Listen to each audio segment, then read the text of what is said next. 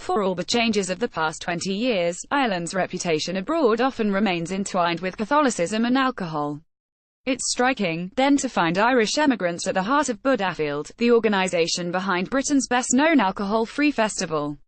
Like many other festivals, at Budafield you'll find people being unusually friendly and ridiculously relaxed.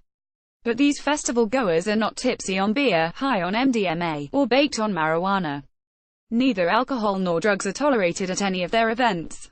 Beginning in the early 1990s as a meditation space and cafe at Glastonbury, Budafield's flagship event has grown into a highlight of the boutique festival calendar in Britain, drawing 3,500 people each July to the Blackdown Hills on the Devon-Somerset border, with a group of Irish emigrants at the helm.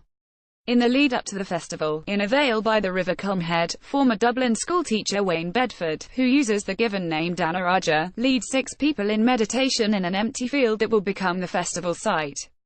Budafield began as a meditation space at Glastonbury, and has grown into a major event on the boutique festival calendar. He and his volunteers are not sitting around for long. On a nearby disused Second World War airstrip is an 18-ton truck, containing the charity's structures.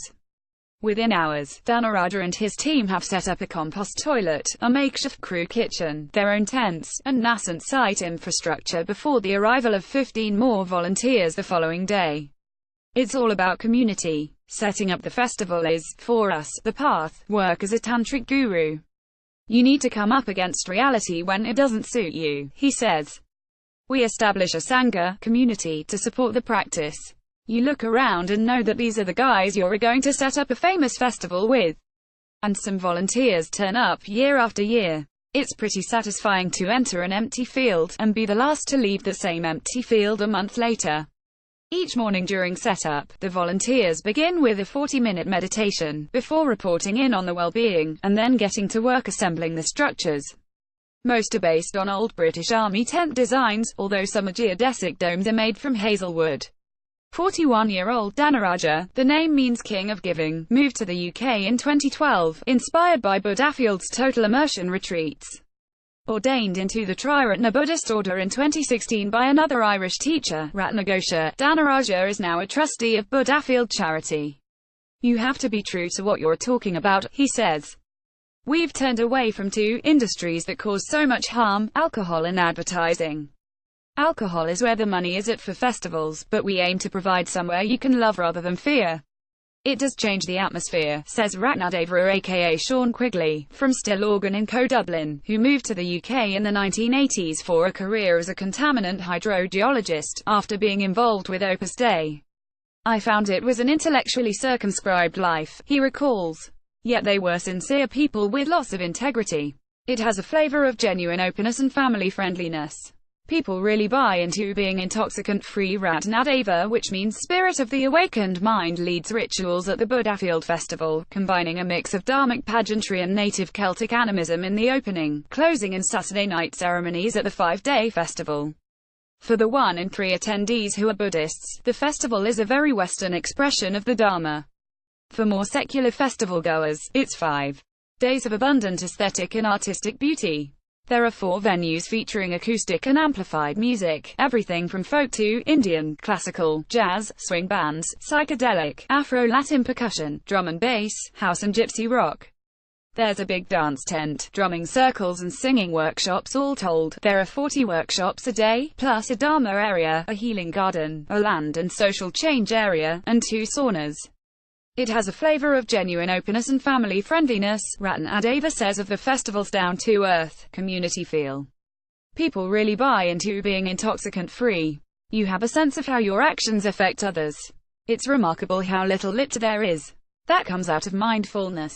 A lot of people go on their own and end up really connecting. For Mullingar man Sean Mackin, getting involved with Budafield was a second chance. I'm a recovering alcoholic and addict, he says. I grew up in a respected family, a respectable home. I was usually abused by Catholic priests. I felt damaged. I fought against the Christian Brothers, the priests, the police, anyone who got in my way. After arriving in London in 1979, he went from working in a pub to sitting on the street, with a matted head of hair and a dog on a string. Spare some change please, merchant. There was no foot off the pedal. I was a very angry individual. I was looking for peace. I ended up going from Europe to the desert in Sinai, in Egypt, riding around on camels and smoking grass. 20 years ago, after hearing word of an alcohol-free festival, he wandered into a field in Devon during the team's pre-set-up retreat. Someone came over to the gate and said, "I don't think you can come in here, there's a retreat on." But they looked after me. I loved the place straight off. He became part of the work crew, digging and taking care of the compost toilets. That's what grounded me. I regained my self-respect digging shit pits. Loyal to the outdoor, transient nature of the earliest Buddhist monks, Buddhafielders camp out from March to September. Dhanarada and others spend the winter in live-in vans. Newer Irish recruits such as Gary Bedford, a volunteer, often avail of the Buddhafield bungalow, in the nearby village of Down St Mary. Gary Bedford at the Buddhafield Festival. Of course you could do it in Ireland. All we'd need to do is give it a chance. Given the charity's obvious popularity as a working environment for the Irishmen in particular, although overall it's 50-50 in terms of gender split, would the festival work in Ireland? The obvious reaction is, it wouldn't work, says Bedford. Because we're all pissheads, that's our culture. But that really annoys me. What, being that's Irish culture? Of course you could do it in Ireland. All we'd need to do is give it a chance. Sean Mackin remembers going to successful Buddhafield events, in Wicklow and Carrick-on-Shannon, in the early 2000s.